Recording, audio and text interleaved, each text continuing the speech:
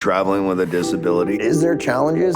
Yeah, more challenges than any able body, you goddamn right. I'm always worried about transferring because I do need to be like lifted from my wheelchair. The people helping us get into the plane, they said that Joe was not allowed to lift me.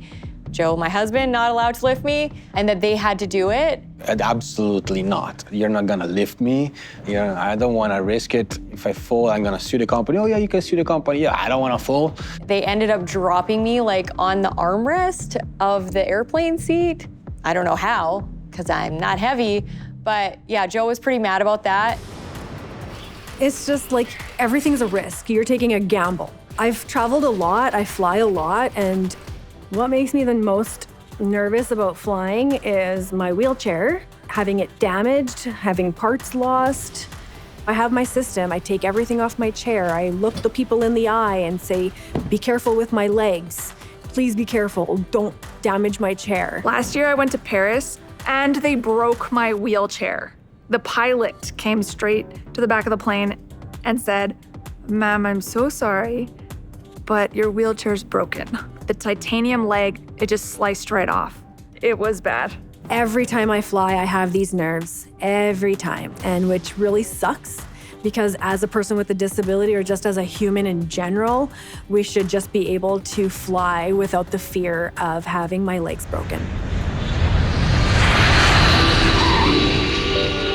What's the most stressful thing about traveling? Well, bathroom. Bathrooms. Those are the worst. I do a lot of fasting where I don't eat or drink for a long flight. I can't drink for days before, or at least a day, because I have to totally dry up my bladder. I don't want to show up with my pants full of piss. You know, if you don't have good bowel control, you can shit yourself. You know, you're in the middle of a plane with 280-something passengers. Man, that's a bad day. Those are tense moments. I was on the flight back from Vegas, and they didn't have an aisle chair.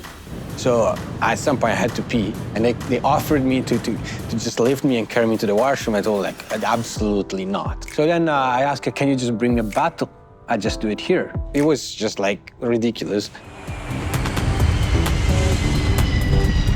Waiting for accessibility equipment to get you on and off a plane, it gets to be overwhelming. Victoria and I were traveling to Mexico, actually, and we had very little time in connecting flights, and they weren't ready for us. I waited. Finally, I got annoyed and crawled from the 19th seat of the plane to the front, down the ramp, got into my wheelchair, went and found Victoria's scooter, put it together, made sure she was able to get off and we could get going quickly. But yeah, I did it all, basically. Welcome to traveling with a disability and depending on others. Anyways, that's my rant. Push.